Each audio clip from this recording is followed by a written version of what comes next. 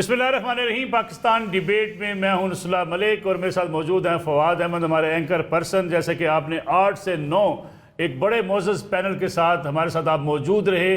मौजू हमारा ये था कि मुल्क के अंदर इंतहा पसंदी का ख़ात्मा कैसे होगा, मजहबी रवादारी कैसे पैदा होगी, अक़लियतों के हकूक़ का तहफ़्फ़ुज़ कैसे किया जाएगा, दुश्मन ममालिक का प्रोपेगेंडा उसका तोड़ कैसे किया जाएगा।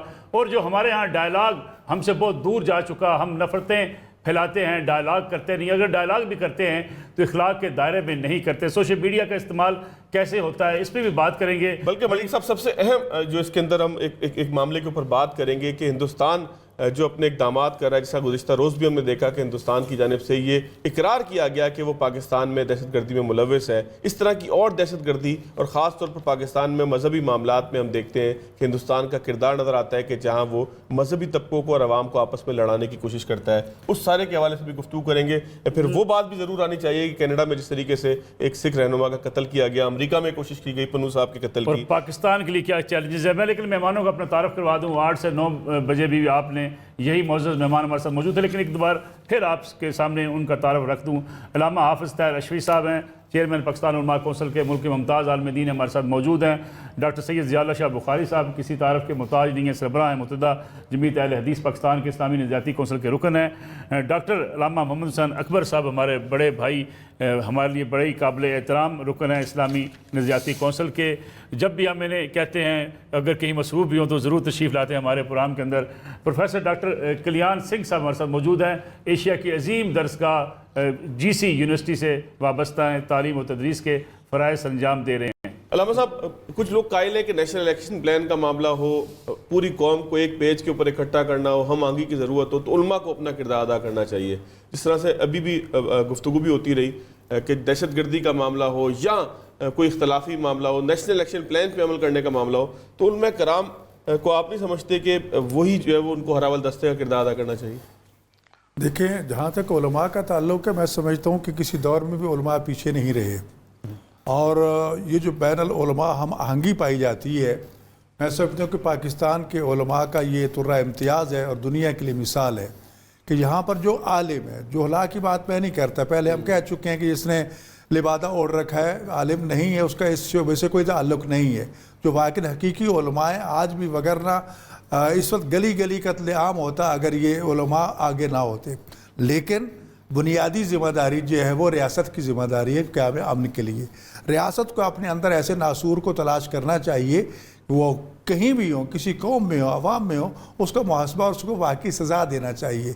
अभी बुखारी साहब यही कह रहे थे, या मोहतरम हमारे अशरफी साहब के, एक आदमी पकड़ा जाता है 10 साल बाद, सज़ा ही नहीं आज तक। किसको सज़ा हुई है? कितनी लाशें हम उठा चुके हैं, क्या कत्ल नहीं हुए? क्या लाशें नहीं उठाई तो कातिल कहाँ गया जी? तो इस चीज़ को अदालतों की ज़िम्मेदारी अपनी उनको पूरी करनी चाहिए। रह गया मामला उलमा का, उलमा ने अभी जिस तरह पैगाम पाकिस्तान के एलामिया की बात की, ये कोई छोटा एलामिया नहीं है। इस एलामियों के इस वक्त दुनिया के कई ममालिक तर्जमा करके अपने मुल्कों में नाफिज कर रहे हैं कि आपने किस तरह से मजहबी फ़िरका वारियत पर कंट्रोल किया। लेकिन इस वक्त जो सियासी फ़िरका वारियत है, मुल्क की तबाही का बायस वो है। सियासी फ़िरका वारियत चाहती है कि ऐसे लोगों को इस्तेमाल करके मुल्क के अमन को तबाह करके अपने ज़ाती मफादात को और अपने मकासद को हासिल किया जाए। कौम को चाहिए कि ऐसे सियासी मफाद परस्त जो लोग हैं, जो सियासी फ़िरका वारियत फैलाने वाले, उनका मुहासबा करें। उलमा किस जगह मौजूद नहीं है। अफसोस यही है कि दिन रात हर नमाज जुमा में, आजकल हर रोज़ मस्जिद से तो पैगाम वहदत का जा रहा है, सियासी प्लेटफार्म से क्या जा रहा है? आपके मीडिया टीवी टॉक्स में क्या कुछ होता है? कभी मीडिया टीवी टॉक्स वालों को किसी ने पकड़ा है जी? क्या कुछ यहाँ पर कह के चले जाते हैं एंकर भी, और जो उसमें शुरका होते हैं मुल्क की ऐसी तैसी फेर के चले जाते हैं, लेकिन उनको कभी कोई नहीं पूछता। बात यही है कि जब तक हम अपने बुनियादी ढांचे को महफूज नहीं रखेंगे, हमारी फसील महफूज नहीं होगी, अंदर छोटी मोटी चलती रहती बातें। अब मामला अगर हम अपने कमांडर इन चीफ पे हमला शुरू कर दें, उसको मुतनाज़ बना दें, तो फिर मुल्क कहाँ जाएगा? हम मज़े की नहीं सोते हैं तो इन नौजवानों की वजह से जो जागते हैं, जो गोलियाँ खाते हैं, जो पहरा देते हैं, तो उनके हकूक़ हैं अपनी जगह पर, उनको मुतनाज़ बना के, इसका मतलब ये कि हमने अपनी ताकत को कमज़ोर करना है। दुश्मन तो चाहता है कि हमें कमज़ोर करें जी। इस वक्त आप देख लीजिए क्या अंजाम हो रहा है, फ़लस्तीन का क्या हो रहा है, और दाएं बाएं लोग जो एक ताकत से डर के बैठे, खामोश होकर बैठे हैं جی ان کا کوئی پرسان نہیں. کیا حشر ہو چکا ہے, اتنا بڑا ظلم شاید تاریخ میں نہ ہوا جس وقت فلسطینی مظلوموں پر ہو رہا ہے, لیکن ساری امت مسلمہ خاموش بیٹھی ہے. یار کس چیز کا ڈر ہے؟ موت نے تو آنا ہی آنا ہے نا, رزق تو اللہ نے دینا ہی دینا ہے نا, اس نے وعدہ دیا ہے, تو ہم کیوں نہیں آگے بڑھتے؟ نہیں, سیاسی مفاد یہ کن کے ہاتھ میں ہے؟ یہ سیاست مداروں کے ہاتھ میں. علماء کو تو احتجاج نہیں کرنے دیا جا رہا, خطبے دیے جانے جاری, مجبور خطبے بھی دے رہے ہیں مظلوموں کے ساتھ. کیا مسلمان کا حق نہیں ہے کہ مظلوم کا ساتھ دے کہیں پر کوئی بھی ہو مسلمان؟ بالکل جی. تو اس میں بات بنیادی طور پر علماء کی ذمہ داری, تو اساتذہ کی ذمہ داری, سیاستمداروں کی ذمہ داری, قانون کا نفاذ, قانون کا نفاذ, عدلیہ کا بنیاد عمل سب سے پہلا. جس ملک میں عدلیہ پورے انصاف سے کام لے اس وقت ہم یعنی عدلیہ کو متنازع بنانے کے لیے اس وقت جو تماشا چلا ہوا ہے, یہ کیا کسی ملک میں عدلیہ کے ساتھ جب جج ہی اپنے آپ کو غیر محفوظ پائے گا تو فیصلے کون کرے گا؟ حضرت علی بن ابی طالب علیہ السلام نے جو مکتوب دیا تھا اس میں خاص طور پر یہ کہا تھا کہ ججز اور قاضیوں کا خاص دفاع کرنا, ان کے حقوق کی پاسداری کرنا, تاکہ وہ جرأت اور حوصلے کے ساتھ فیصلہ کر سکے. ان کو پتہ ہو کہ میرے پیچھے کھڑے ہیں, وہ اپنے آپ کو کمزور محسوس نہ کریں. لیکن جب عدلیہ کا حلیہ بگڑ جائے, ہماری فوج کو متنازع بنا دیا جائے, ہمارے اداروں کو تباہ کر دیا جائے, تو دشمن تو پھر ہمیں کاٹنے کو بھاگے گا نا. جی, تو داخلی طور پر ہمیں ایسے ناسور پہ بھی نظر رکھنی چاہیے. میں پھر بھی عرض کرتا ہوں کہ الحمدللہ ہمیں شکر ادا کرنا چاہیے کہ پاکستان میں ایسے تمام مسالک کے علماء موجود ہیں جو یکجہتی کا مظاہرہ کرتے ہیں, جن کی کاوشوں کا نتیجہ یہ ہے کہ یہ پیغام پاکستان بھی کامیاب ہوا, جن کی کاوشوں کا نتیجہ یہ ہے کہ وہ ملک میں امن فرقوں کے اندر ہم آہنگی پیدا کر رہے ہیں. ناسور موجود ہے, ہمیں ان کو نکالنا چاہیے. بیرونی طاقتیں ہم پر حملہ آور ہیں, ان کا راستہ ہمیں ہر صورت پہ مل کے روکنا ہوگا. حافظ طاہر رشید صاحب, مجھے اندازہ ہے کہ آپ نے کسی اور تقریب میں بھی جانا ہے, لیکن جو بات ابھی شروع کر دیا ضیاء اللہ شاہ بخاری صاحب نے, اگر آپ اجازت دیں تو تھوڑا سا ٹائم اور آپ اگر عنایت کر دیں. میں کلیان سنگھ صاحب کے پاس سے آپ کی طرف آنا چاہوں گا. پیغام پاکستان, یہ بڑا میرے لیے بھی بڑا اہم ٹاپک ہے, آپ کے لیے بھی بڑا اہم ٹاپک ہے کہ پیغام پاکستان ہم نے ایک بڑی دستاویز تو بنا لی, لوگوں تک پہنچا بھی لی, اس سے کیا حاصل مقاصد ہمارے پورے ہوئے یا نہیں ہوئے, اس پہ میں آؤں گا آپ کی طرف اگر آپ کے پاس وقت ہو. پروفیسر کلیان سنگھ صاحب, یہ بتائیے کہ جو بھی بات حافظ صاحب بھی کر رہے تھے, چیلنج کر رہے تھے کہ ہمارے ہاں جہاں بھی کوئی اقلیتوں کے ساتھ اس قسم کا کوئی اگر واقعہ پیش آتا ہے, علماء بڑھ کے اپنا کردار ادا کرتے ہیں, ہم آگے جا کے ان کی خاطر اپنے جو ہے لوگ اپنے گھروں کو جلا لیتے ہیں. کیا اس قسم کے واقعات آپ کو لگتا نہیں ہے جو سوشل میڈیا کی زینت بنتے ہیں بعض اوقات, اس کو ہمارے دشمن بھی جو ہے وہ استعمال کر لیتے ہیں؟ جی بالکل, یہ بات ٹھیک ہے. حافظ علامہ طاہر اشرفی صاحب جو ہے انہوں نے بالکل جو ان کا بہت ہمیشہ سے مثبت کردار رہا ہے. پاکستان میں بسنے والی اقلیتیں ان کے شیلٹر میں بہت جو ہے وہ سکون محسوس کرتی ہے, اور خاص طور پہ جڑاں والا واقعہ اگر یہ پورے ملک میں پھیل جاتا, اور بہت خطرناک حالات ہو گئے تھے اس وقت جب علامہ طاہر اشرفی صاحب آگے آئے, اور انہوں نے نہ صرف اس پہ سب سے پہلے معافی مانگی اور بعد میں خود جو ہے وہ جڑاں والا بہت سپیڈ سے گئے, اور کئی ایک دو جگہ پہ اور بھی اس طرح کے واقعات ہوئے. ٹھیک ہے, ایک ہے اس طرح کے, لیکن ہم جب انہوں نے بھی بات کی ہے کہ سوشل میڈیا کا جو جس طریقے سے استعمال ہے وہ غلط ہو رہا ہے, تو میں بھی یہی بات میں بھی کر رہا ہوں کہ وہ جو ہے اقلیتوں کے خلاف بھی سوشل میڈیا جو ہے وہ غلط استعمال جو ہے وہ ہو رہا ہے. میں یہ بھی کہہ رہا ہوں کہ ہو سکتا ہے کہ اسے دشمن ملکوں نے بھی یا ہماری جو ہمیں ڈی اسٹیبلائز کر رہے ہیں انہوں نے اس طرح کا پروپیگنڈا کیا ہو. میں یہ بھی بات کر رہا ہوں, میں دونوں باتیں جو ہیں وہ کر رہا ہوں. یہ ایک اچھا پیغام ہے, لیکن میں اس سے آگے کچھ مانگ رہا ہوں. دیکھیں کہ پاکستان میں بسنے والی اقلیتیں جو ہیں وہ بے شک, میں تو اگر آپ میرے کرتارپور کی بات کریں, ننکانہ صاحب کی بات کریں, ہر سال جو ہے پاکستان میں بسنے والی جو باقی سکھ کمیونٹی جو آ رہی ہے پوری دنیا سے آ رہی ہے, بہت کبھی کوئی بھی ایسا ایک بھی واقعہ نہیں ہوا. ہم بہت میں کھلے لفظوں میں کہتا ہوں کہ پاکستان سکھوں کے لیے ہمیشہ سے جنت رہا ہے, اور اس میں ایک بات کہتا ہوں کہ پاکستان ہمارے لیے پاک سرزمین ہے, پاک آستانوں کی دھرتی ہے.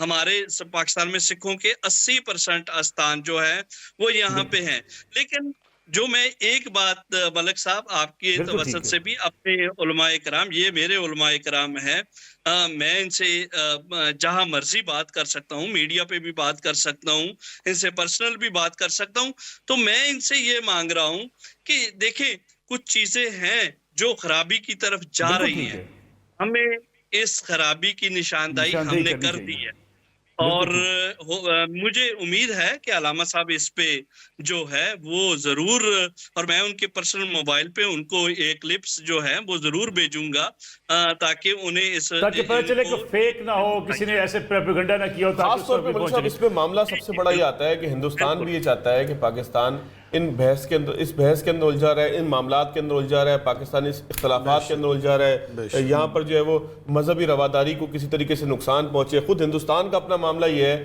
کہ سکھ برادری کی اگر بات کی جائے تو پرمجیت سنگھ پما کو قتل انہوں نے کیا، اس کے علاوہ خالصتان تحریک کے لوگوں کو قتل کرتے ہیں۔ یہاں پاکستان کے اندر بھی ان کی خواہش یہ ہوتی ہے کہ علماء ہوں یا جو مذہبی معاملات ہیں اس کی بنیاد پر لوگ ایک دوسرے سے دست و گریباں ہوں، اختلافات پیدا کیا جائیں۔ تو سنگھ صاحب یہ بھی ذہن میں رکھیے گا کہ ہندوستان کا بھی اس کے اندر کردار ہو سکتا ہے۔ طاہر اشرفی صاحب ظاہر ہے کہ اس کو ٹھیک رسپانس کریں گے کیونکہ آپ بہت سارے معاملات میں حکومت کو ایڈوائز بھی کرتے رہے ہیں، تو اس کے اوپر اشرفی صاحب تحقیقات بھی جو ہے وہ آپ کو کروانی جی چاہیے۔ جی جی کلیان صاحب آپ وائنڈ اپ جی کریں اس مجھے کو۔ ایک بات کی، دیکھیں کہ جی جی ہندوستان ایک مذہبی ریاست بن چکا ہے، وہ آنے والی دنیا کے لیے ایک خطرہ بن رہا ہے، وہ آر ایس ایس ہو، وہ راشٹریہ سیوک سنگھ ہو، اور جو بی جے پی ہو، یہ کل جو ان کے وزیر خارجہ نے مان لیے ہے کہ ہم نے پاکستان میں دہشت گردی کروائی ہے، اور اس کے علاوہ ہم نے دنیا میں دہشت گردی، فرانس میں بھی سکھوں کو قتل کیا، انگلینڈ میں سکھوں کو کینیڈا قتل میں کیا، تو وہ انہوں نے کوئی بات نہیں کی۔ کینیڈا میں دیکھیں کہ کینیڈا میں ایک ہمارے مین سکھ رہنما کو انہوں نے امریکہ میں مارنے کی کوشش کی تو امریکہ نے ان کے رستے روک دیے۔ بالکل اب ٹھیک۔ پوری دنیا کو پتہ چل چکا ہے کہ ہندوستان کے فاشرزم کا، ہندوستان کے جو یہ بی جے پی ہے وہ ایک ٹیررسٹ جماعت ہے، ان کا پتہ چل چکا ہے، اور اب ہمیں بھی جو ہے ہماری جو ریاست ہے، ہماری جو سپوکس مین ہے، انہیں چاہیے کہ ان چیزوں کو وقتاً فوقتاً جو ہے وہ اس کی بات کریں، اور جو یہ بی جے پی کر رہا ہے، دوسرے ممالک میں کر رہا ہے، تو یہ ہمیں بتانا ہوگا دنیا کو کہ یہ بالکل ٹھیک، دہشت گردی اصل ہے، بالکل ٹھیک۔ جن کا روکنا جو ہے وہ بہت زیادہ ضروری ہے۔ صاحب پیغام پاکستان کی بات ہوئی تھی، آپ کو یاد ہوگا آپ میرے پروگرام میں تشریف لائے تھے، آپ نے اس کو بہت بڑی ایک کامیابی قرار دیا تھا کہ علماء نے، پاکستان کے علماء نے ایک ایسا پیغام دے دیا ہے جس کے نتیجے میں نفرتیں ختم ہو جائیں گی، جس کے نتیجے میں جو ہے وہ مذہبی رواداری پیدا ہوگی، جس کے نتیجے میں فرقہ واریت کا خاتمہ ہوگا، اور تمام ان کارروائیوں کا بھی سد باب ہوگا جس ملک کے اندر ملک دشمن عناصر کرتے ہیں۔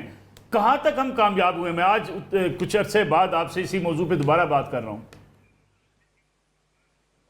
دیکھیے ملک صاحب، ہم نے تو اپنا کام کر کے دے دیا۔ اس کے بعد میں یہ بات ضرور کہوں گا، یہ میرے دو ساتھی یہاں بیٹھے ہیں، کہ ہمارے پاس پنجاب میں متحدہ علماء بورڈ تھا۔